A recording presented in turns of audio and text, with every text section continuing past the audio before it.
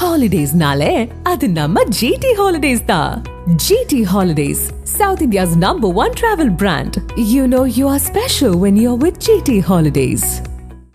கௌதம் அண்ணா, காங்கிரஸ், விசிகா எல்லா கூட்டணி திமுகவோட எல்லா கூட்டணி கட்சிகளுமே இந்த கோரிக்கையை முன்வைத்து தொடர்ந்து பேசி வருவதை நம்ம பார்க்கிறோம். இன்னும் கூடுதலாக காங்கிரஸும் விசிகாவும் வாய்ப்பு கிடைக்கும் போதெல்லாமே உங்களுடைய தலைவர் செய்தியாளர் சந்திப்பு மூலமாக இந்த கோரிக்கையை வலியுறுத்தி வருகிறார், பகிர்ந்து கொள்கிறார்.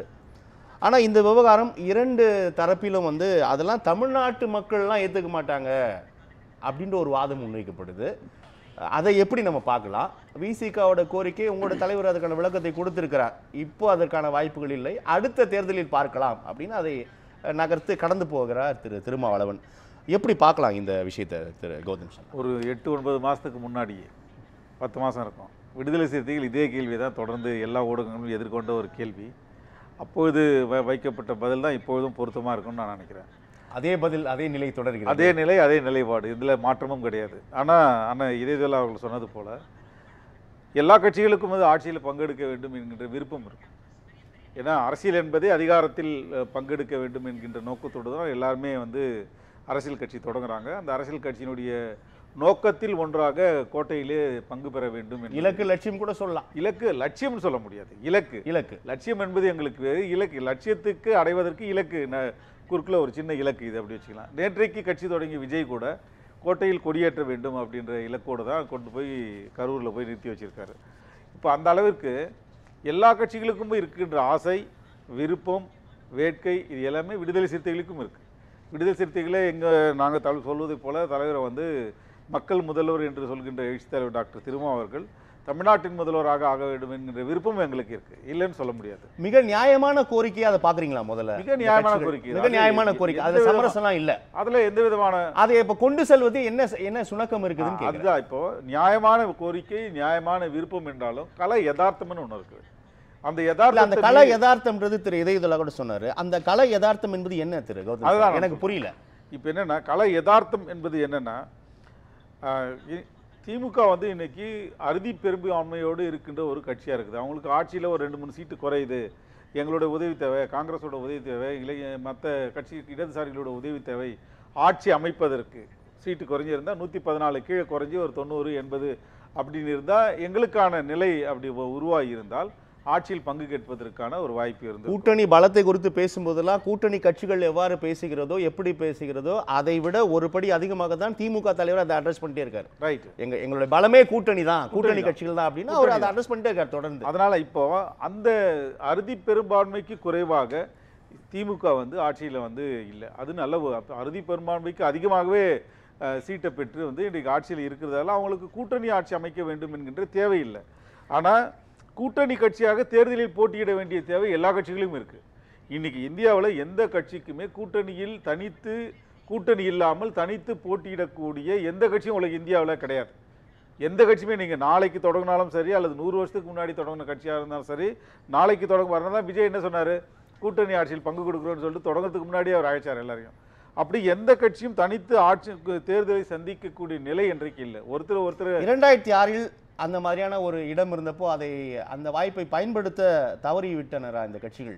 2006 இருக்கலாம், மைனாரிட்டி இருந்தாலும் அப்படிதான் பார்க்கணுமா கௌதம்? இல்ல, அன்றைக்கு தனிப்பெரும்பான்மை இருப்பதனால் இது ஒரு ஜனநாயகத்திற்கு மிக சரியான விஷயமா நம்ம பார்க்க கூடாதான்னு கேட்கிறேன். இல்ல, அப்படி நம்ம அணுகலாம். நீங்க சொல்றதை நம்ம அணுகலாம். அப்படி அதாவது அறுதி பெரும்பான்மை இருந்தாலும் கூட கூட்டணி கட்சிகளுக்கு சில அமைச்சரவை ஒதுக்கலாம் அப்படின்றது பல மாநிலங்களில் இன்னைக்கு ப்ராக்டிஸில் வந்திருக்குது. ஒருவேளை எதிர்காலத்தில் அப்படி வரலாம். ஆனால் நாங்கள் தார்மீகமாக நாங்கள் யோசிக்கிறோம், விடுதலை சிறுத்தைகளாக நாங்கள் யோசித்து தலைவருடைய நிலைப்பாடு என்ன, கட்சியோட நிலைப்பாடு என்னென்னா, திமுகவோட கூட்டணியில் இருக்கிறோம், நம்மளுடைய விருப்பம் கூட்டணி ஆட்சியில் பங்கு பெற வேண்டும் என்று விருப்பம் இருக்குது. அதே நேரத்தில் ஆட்சியிலும் பங்கு, அதிகாரத்திலும் பங்கு என்கின்ற முழக்கத்தை தொடக்கத்திலிருந்து 99லேருந்து விடுதலை சிறுத்தைகள் வச்சுக்கிட்டு வருது. தலைவர் திரும்ப முதல்ல தேர்தலில் பங்கெடுத்த பொழுது வைத்த முழக்கம் அது. அந்த அடிப்படையில் பார்க்கும்பொழுது நீங்கள் சொல்லக்கூடியது நியாயமான விஷயம் தான், அதை நான் இல்லைன்னு சொல்ல வரல.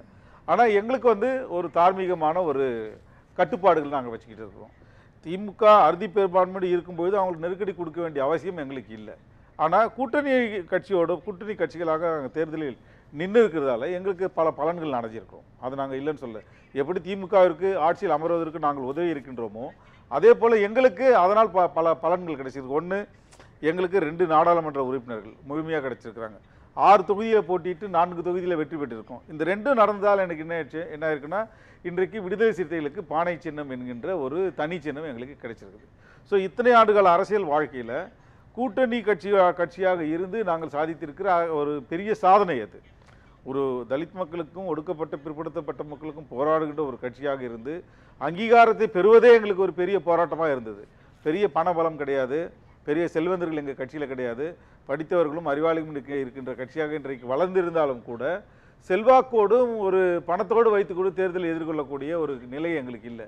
அப்போது நாங்கள் கூட்டணி கட்சிகளை சார்ந்திருக்க வேண்டிய நிலை இருக்கிறதால தார்மீகம் அடிப்படையில் இந்த கட்டுப்பாட்டோடு தான் நாங்கள் தேர்தலில் பங்கெடுக்கிறோமே தவிர, இதனால் அது அறுதி பெரும்பான்மையாக இருக்குது உங்களுக்கு, நீங்கள் எங்களுக்கு அமைச்சரவையில் இடம் கொடுக்கணும் அப்படின்னு நெருக்கடி கொடுக்க வேண்டிய நிலையில் விடுதலை சிறுத்தைகள் இல்லை. அப்படி ஒரு நிலைப்பாடும் எங்ககிட்ட இல்லை. ஒருவேளை அப்போ தனி பெரும்பான்மை இல்லை அப்படின்ற இடத்துல இந்த கோரிக்கைகள் முன்வைக்கப்படும் புரிஞ்சுக்கலாமா?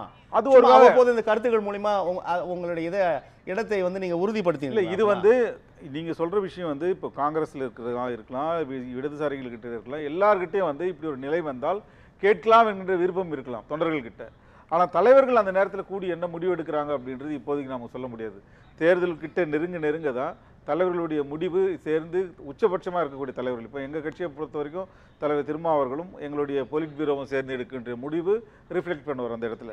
ஸோ அந்த நேரத்தில் அதே போல் திமுகவும் மற்ற கட்சியும் என்ன முடிவு எடுக்கிறாங்களோ அந்த நேரத்தில் அது மாறும். இப்போ இந்த கோரிக்கைகள் முன் எப்போதும் இல்லாத நிலை கடந்த 21 தேர்தலை விட 26 கூர்மை அடைஞ்சிருக்கு அப்படின்னு நம்ம பார்க்கலாம். இதை உங்கள் தலைமை திமுக எப்படி பார்க்குது, எப்படி புரிஞ்சுக்குது அப்படின்னு பார்க்கலாமா நம்ம? ஏன்னா அதுதான் முன்னமே குறிப்பிட்ட இதெல்லாம் தமிழக மக்கள் ஏற்றுக்கொள்ள மாட்டார்கள், இதெல்லாம் தமிழக அரசியல் களத்தில் இல்லாத ஒன்று அப்படின்றது தான் ஒரு பரவலாக அந்த கருத்து முன்வைக்கப்படுது. அதான் நான் கேட்டேன் உங்ககிட்ட. இல்லை, அப்படி பரவலாக முன்வைக்கப்படுகின்ற கருத்து ஒரு சிறுபான்மை கருத்து தான். ஏன்னா மக்களை பொறுத்த வரைக்கும் ஒரு கட்சி அறுதி பெரும்பான்மையோடு அமைக்கணும், ஆட்சி அமைக்கணும் அப்படின்னு தான் எதிர்பார்ப்பாங்க. ஏன்னா அதனுடைய அரசாங்கத்துடைய ஸ்டெபிலிட்டி தான் மக்கள் எதிர்பார்ப்பாங்களே தவிர கூட்டணி கட்சிக்கு நிறைய இது பிச்சு பிடுங்குறது அப்படின்ற விஷயமெல்லாம் இருக்கக்கூடாதுன்ற ஒரு விஷயம் இருக்கலாம். ஆனால் இன்றைக்கு 2026க்கு தேர்தல் களம் வேறு மாதிரியாக இருக்குன்னு தான் நம்ம எதிர்பார்க்குறோம். பல்வேறு வகையான சக்திகள் ஒரு 2 முனை போட்டியை தாண்டி ஒரு 3 முனை போட்டி 4 முனை போட்டியாக கூட வரலாம். அதற்கான வாய்ப்பு இருக்குது. அப்படி அந்த வாய்ப்பு உருவாகும் பொழுது நீங்கள் சொல்லுகின்ற சந்தேகங்கள் எல்லாம் அந்த தேர்தலுடைய நெருக்கடியில் நேரத்தில் வரும். ஒன்று நம்ம தேர்தலுக்கு முந்தி ஒரு நிலைப்பாடு எடுக்க வேண்டியிருக்கும், தேர்தலுக்கு பிந்தி ஒரு நிலைப்பாடு எடுக்க வேண்டியிருக்கும். ஸோ இந்த அடிப்படையில் நாம் பார்க்கின்ற பொழுது எங்களுடைய நிலைப்பாடு இதுவரையில் கூட்டணி எங்களுக்கு கூட்டணி ஆட்சி அமைக்க வேண்டும் எங்களுக்கு விருப்பம் இருந்தாலும் கூட அதை கேட்கின்ற இடத்திலும் கேட்கின்ற மனநிலையில் விடுதலை சிறுத்தைகள் இல்லை என்பதுதான். விடுதலை சிறுத்தைகள் இல்லை இப்போ